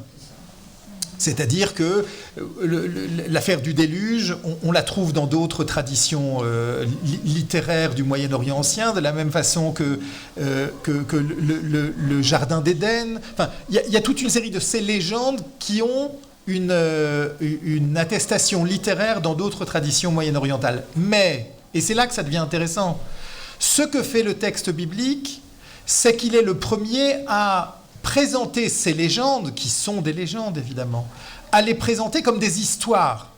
Alors, bien sûr, les historiens aujourd'hui sont tous d'accord sur le fait que ce sont des légendes. Sauf que, pour comprendre l'effet produit par les traditions monothéistes, on ne comprend rien si on ne fait pas l'effort de comprendre que ces textes se présentent comme des histoires. Nous savons qu'ils ne le sont pas ou pas entièrement.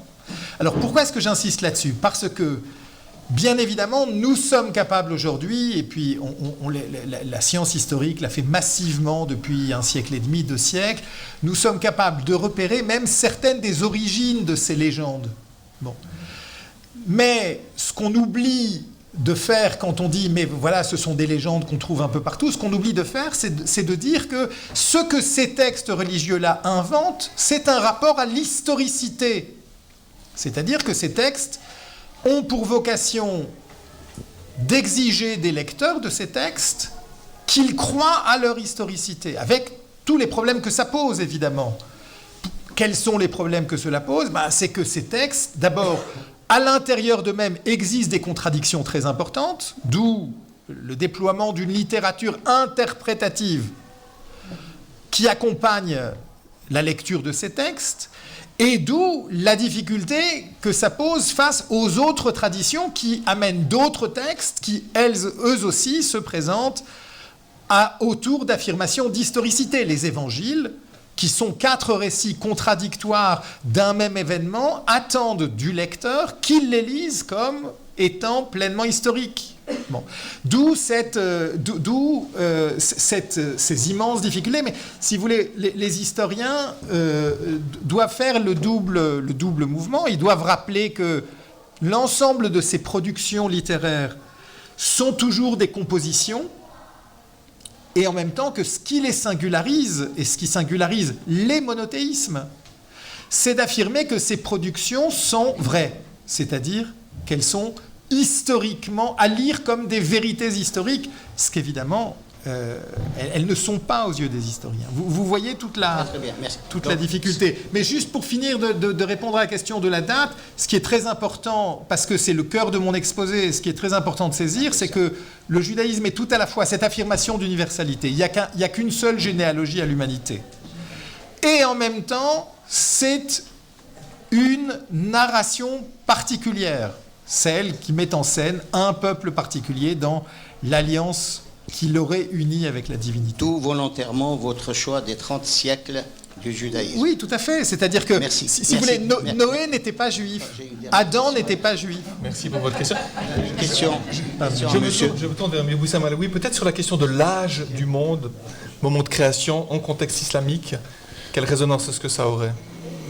Ça rejoint un peu ce que Jacques vient de dire. Je pense que toute religion se replace depuis la création du monde jusqu'à l'avènement d'un prophète. Donc, les monothéismes, les autres non. La tradition grecque, dans le monde, dans le panthéon, chez Homère, il n'y a pas de création du monde. Oui. Non, mais c'est très important. Oui, tout à fait. Ça, on le retrouve dans l'islam ismaélien. Des monothéismes. Oui.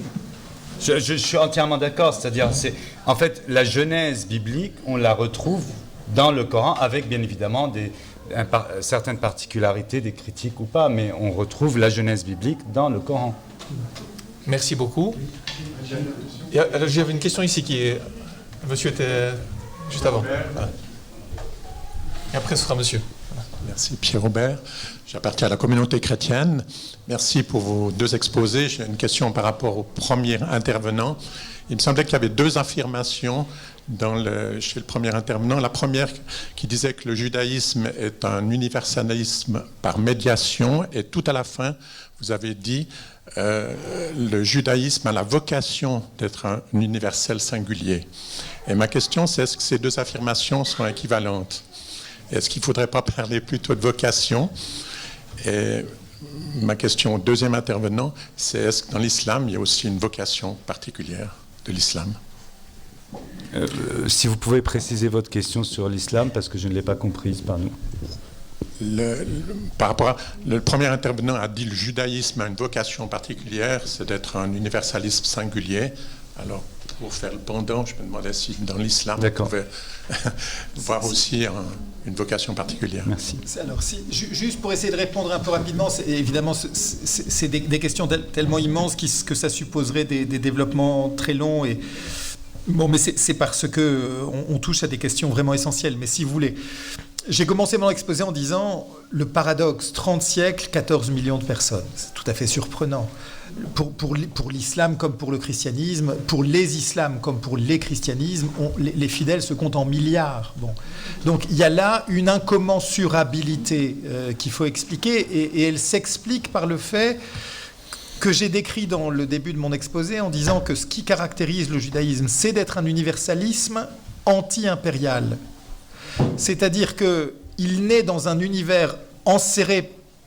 entre des empires, mais il n'a pas vocation à devenir la religion du monde. En tous les cas, il n'a pas vocation tant que le Messie ne sera pas arrivé. Bon. D'où cette polémique, ce débat très important avec le christianisme qui, lui, sur les mêmes sources, dit « mais il est arrivé ». L'affirmation de la messianité et de la divinité de Jésus, portée par l'Église des origines, étant ce qui change radicalement le rapport à l'historicité, le rapport au peuple juif. Dorénavant, vous le savez, pour le christianisme, le Vérus Israël et l'Église elle-même, parce que, précisément, le personnage annoncé est venu et que donc l'histoire a changé de nature, en quelque sorte. Et le judaïsme a maintenu cette affirmation que l'histoire n'avait pas changé de nature. D'où alors on peut considérer ces polémiques comme des polémiques exclusivement historiques, et évidemment elles sont intéressantes en tant que telles, mais elles sont encore plus intéressantes en tant qu'elles nous instruisent dans le monde dans lequel nous vivons, sur la manière de vivre cette dualité, celle que nous ressentons tous d'appartenir à un genre humain. Nous sommes tous façonnés par cette affirmation. Mais n'oublions pas qu'à l'échelle de la planète, des civilisations entières ne partagent pas cette affirmation. Elles ne considèrent pas que l'humanité est une et indivise. Bon. Et que par ailleurs, l'humanité est traversée par des différences fondamentales qui font que la vie en commun est parfois difficile, pour ne parler qu'en euphémisme. Elle est parfois violente, elle est parfois ravagée par des conflits, par des haines, par des inimitiés, par que sais-je encore. En tous les cas, ça fait partie, depuis que le monde est monde, ça fait partie de l'histoire humaine. Comment faire pour concilier ces deux opposés? Et ce que j'essayais de dire, c'est, quand je parle d'universel singulier, c'est un peu ce chemin que trace le judaïsme, de ne renoncer à aucun moment sur l'affirmation de l'universel et d'accepter ou de tracer son chemin sur le constat de l'immense diversité de l'humanité, par laquelle est traversée l'humanité. Donc je ne crois pas qu'il y ait vraiment de contradiction. Au contraire, c'est les deux manières d'énoncer la même chose. Alors, par rapport à l'universalisme, ou à la mission, si vous voulez, de l'islam, l'islam est une religion universaliste, tout comme le judaïsme et le christianisme, mais dans la pratique, elle est plus proche du christianisme sur cet aspect-là, parce que, bien évidemment, comme tout le monde le sait, l'islam, comme le christianisme, appelle aux conversions. Et donc, une bonne action, c'est persuader quelqu'un de se convertir à l'islam. Et les conversions vers l'islam sont très courantes, vous le connaissez bien, etc. Après, il faut toujours garder en tête qu'il y a une pluralité doctrinale dans l'islam. Vous avez des groupes, des communautés minoritaires certes, mais des communautés musulmanes comme les Druzes qui ont un fonctionnement exactement similaire aux Juifs. C'est-à-dire qu'aucune conversion n'est possible. L'élite druze existe et on ne peut pas se convertir au druzisme, sauf par cas particulier. Pardon. Oui, non, pour le judaïsme, la conversion n'est jamais impossible. Alors je parle sous l'autorité des rabbins qui sont ici. La conversion est absolument possible, mais le converti est accueilli par le scepticisme. Ça n'est pas nécessaire de se convertir au judaïsme, puisque depuis que l'alliance a été passée avec Noé, le respect des lois noachiques, des lois de Noé, suffit à l'ensemble des humains. L'alliance est particulière avec ce petit peuple dont on a chargé un fardeau sur les épaules extrêmement lourd. Vouloir rejoindre les porteurs de ce fardeau est possible, toujours possible. Mais on commence par dissuader les éventuels à cause des effets de ce fardeau. Hein. Les rabbins disent, mais il y a un très beau texte de Mendelssohn qui dit, mais parce que le fardeau est tellement lourd que franchement, si vous n'avez pas besoin de le porter, faites autre chose, c'est mieux. En tout cas, chez les Druzes, la conversion, bien évidemment, il y a eu des conversions plus tardives au druzisme, mais c'est un peu le même parcours. de prouver, être accepté par le scepticisme, de prouver que la pratique rejoint la doctrine religieuse, etc. etc. En tout cas, et les mariages mixtes, par exemple, ne sont pas, même avec d'autres communautés musulmanes, ne sont pas acceptés. C'est juste pour ne pas généraliser, même si c'est des minorités. Après, la question se pose dans l'islam sur cet effort de convertir ou de persuader à la conversion et l'effort de guerre. Est-ce que les conversions doivent être faites par la force, comme on pourrait le constater dans certaines périodes de l'histoire? Les premières conquêtes musulmanes, contrairement à ce que les historiens disaient au début du XXe siècle, n'étaient pas faites forcément par la force. C'est-à-dire les Arabes qui étaient venus d'Arabie, s'installaient à l'extérieur d'une ville, tout ce qui les intéressait, c'est le butin de guerre. Pas les conversions. Au début du 8e siècle, il y en avait tellement des conversions parce qu'il y a ce statut de zimmi que je n'ai pas eu le temps d'évoquer, c'est-à-dire que les non-musulmans payaient plus de taxes et d'impôts que les musulmans. Donc la plupart des chrétiens et des juifs voulaient se convertir à l'islam, et le calife a interdit les conversions à l'islam parce qu'il perdait de l'argent.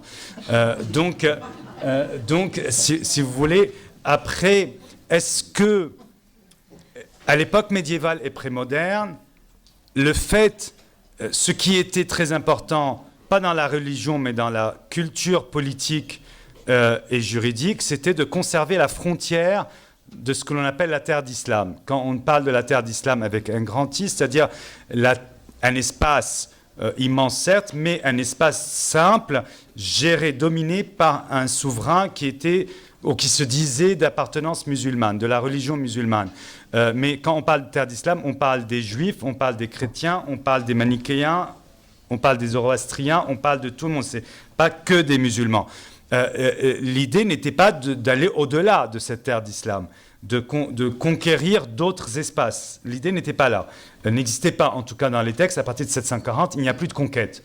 Ce que l'on voit aujourd'hui sur l'internationalisation de la volonté de dominer politiquement avec une certaine branche de l'islam qui est plus fondamentaliste, est quelque chose qui n'existe pas forcément dans les textes plus anciens. Voilà. Merci. Simon Calfon, communauté israélite de Genève. Donc une question assez simple. Je voudrais savoir, par rapport à ces deux histoires, qui sont l'histoire de l'islam, l'histoire du peuple juif, quelles sont les traditions communes qui ont émergé et que l'on voit encore aujourd'hui? Vaste question. En 15 secondes. Je commencerai parce que c'est plutôt dans ce sens-là que c'est plus facile, parce que c'est les musulmans qui ont peut-être été plus influencés par des coutumes et des rites juifs. Je dirais pratiquement tout. Le terme salat n'est pas un terme arabe, c'est solat en araméen.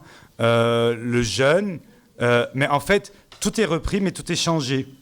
Par exemple, on sait très bien que le mois calendaire juif va être rejeté. Mais on a l'hégire, c'est-à-dire qu'il y a une nouvelle façon de calculer le calendrier. Si vous voulez, il y a, et c'est pour ça que je vous invite vraiment à lire cet ouvrage qui est excellent, qui montre très bien que si on se limite uniquement au Coran, et non pas au développement post-coranique qui ont été faits et qui font l'islam avec un grand I. Si on se limite uniquement au Coran, vous avez plein de reprises judéo-chrétiennes, de rites, de coutumes, et une volonté, dans les versets plus tardifs, d'affirmer une certaine identité qui se distingue des juifs et des chrétiens. Donc il y a cette double qui est tout à fait logique. La révélation, comme je le disais, elle a commencé dans un certain contexte judéo-chrétien, qui a repris à ce contexte beaucoup de rites, qui étaient le rite des peuples de la péninsule arabique, et qui va ensuite l'affiner pour acquérir une certaine identité qui se distingue de ses concurrents, en fait, qui deviennent des concurrents. L'exemple le plus documenté, c'est la représentation humaine, qui est interdite. En islam, non. Elle n'est pas interdite dans le Coran, en tout cas. Elle n'était pas interdite le 1er siècle et demi de l'islam, puisque les califes de l'islam se faisaient représenter dans leur palais eux-mêmes, leur famille, leur jariya, etc. En revanche, cette réforme de la fin du 7e siècle, en 696 exactement, est à la base d'une réforme monétaire, d'une création d'une monnaie épigraphique pour se distinguer du sou byzantin sur lequel était représenté l'empereur byzantin. Donc, ce qui devient religieux, il faut peut-être le remettre dans un contexte plus politique. Et moi, pour répondre à la même question, parce que vous verrez que de la réponse apparaissent à la fois les similitudes et les différences, c'est que précisément l'histoire du judaïsme est une histoire des dispersions. Et les dispersions ont toujours, chacune d'entre elles, laissé des traces extrêmement profondes, importantes, sur le judaïsme lui-même, sans en infléchir jamais complètement la ligne. Et c'est toute cette dialectique qui est tout à fait intéressante. C'est-à-dire que, et c'est pour ça que j'hésiterais à utiliser, ou je n'utilise pas le terme de civilisation pour parler du judaïsme, à l'inverse de ce qui est le cas pour l'islam, parce que, si vous voulez, les juifs, dans les dispersions qui ont traversé, qui ont labouré leur histoire, ont repris de l'ensemble des lieux dans lesquels ils ont vécu énormément d'éléments qu'ils ont intégrés à leur propre tradition. Au niveau linguistique, c'est absolument évident. L'araméen n'est pas une langue juive à l'origine. Elle est la langue pourtant dans laquelle est écrite le deuxième texte le plus important du judaïsme, le Talmud. De la rencontre avec le monde arabe et arabo-musulman, le judaïsme a été profondément transformé, modifié. Franchement, le judaïsme moderne hérite de Maïmonide, et Maïmonide, sans la rencontre avec l'univers alors, une rencontre parfois conflictuelle, il fuit des persécutions fatimides avant de se réfugier au Caire, mais sans Maïmonide, le judaïsme ne serait pas aujourd'hui ce qu'il est, à plein d'égards. Bref, ça n'est pas une civilisation en ce sens qu'il prend des civilisations dans lesquelles il est intégré beaucoup de choses, et en même temps, il leur a donné sans doute l'essentiel, puisque le Dieu des monothéismes est le Dieu d'Israël. C'est vrai explicitement pour le christianisme, le Dieu d'Israël est devenu le Dieu de l'Empire romain. Bon, donc, si vous voulez, la chose est tout à fait surprenante, puisque ça n'est pas une civilisation en ceci qu'elle est complètement ouverte aux autres civilisations, dans une interaction avec ces civilisations qui est tout à fait singulière, puisque c'est une toute petite minorité. Si vous voulez, juste si vous me permettez un excours, en ce moment, à l'université, on parle énormément de post-colonialisme. Vous avez sans doute entendu parler de ce terme. Et je suis frappé du fait à quel point ce terme est inutilisable pour l'histoire du judaïsme, même si les historiens du judaïsme essayent de l'utiliser. Pourquoi ? Parce que la situation coloniale, c'est une situation de domination absolue. Or, est-ce que les Juifs ont été dans une situation de domination absolue après qu'ils aient perdu leur territorialité ? Oui. Il n'y a pas de groupe qui ait été dans l'histoire aussi profondément dominé que les Juifs. Pendant 20 siècles, ils n'ont aucune structure politique autonome. C'est une domination extrême.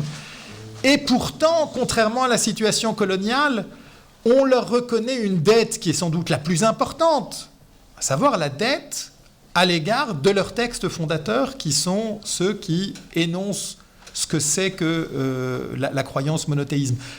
Donc, cette catégorie de postcolonial qu'on utilise à tort et à travers un peu partout est inapplicable pour l'histoire du judaïsme à cause de cette situation tout à fait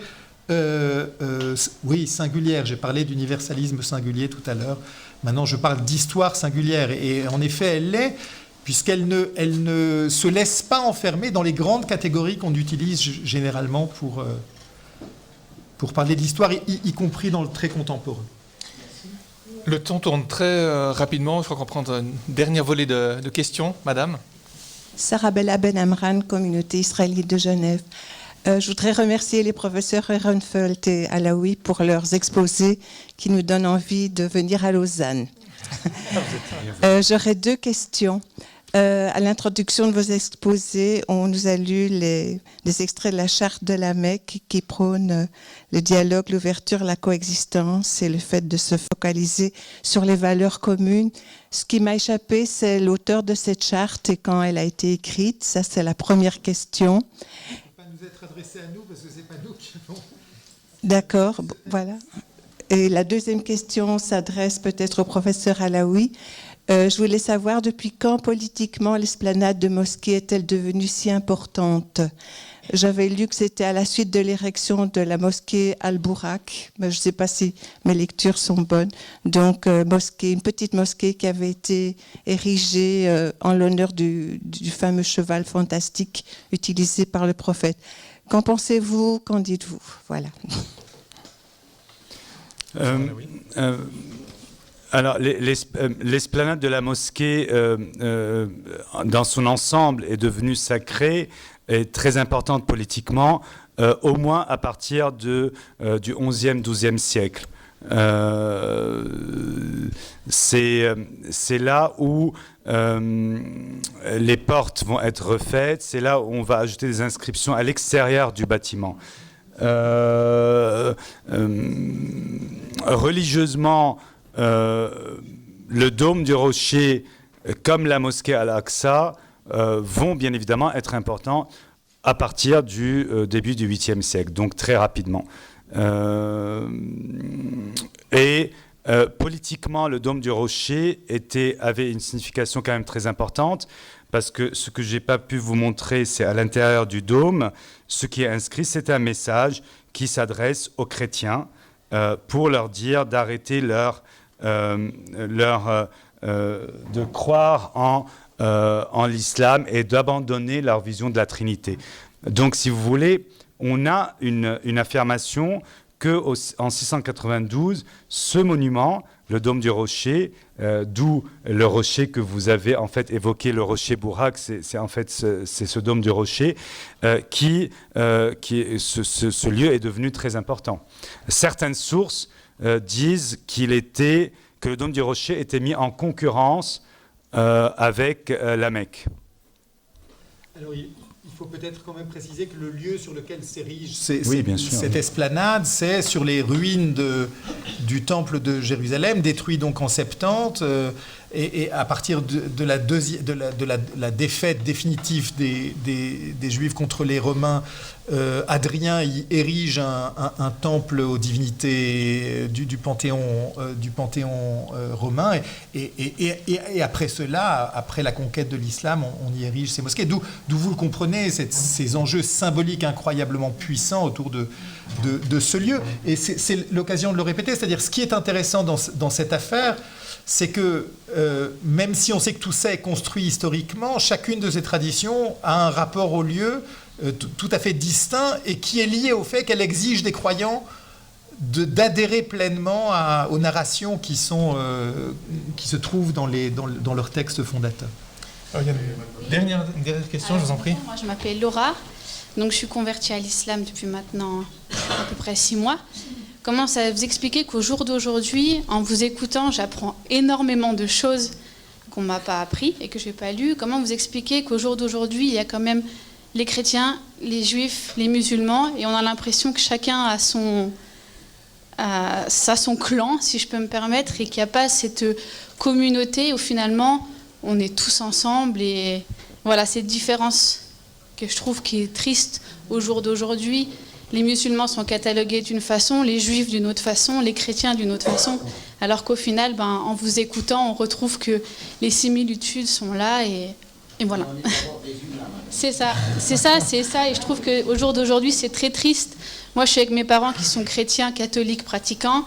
Moi, je suis musulmane aujourd'hui. On est là tous ensemble et voilà, ma question est comment vous arrivez à expliquer ça, qui est pour moi une question qui est... Voilà. Je pense que Jacques...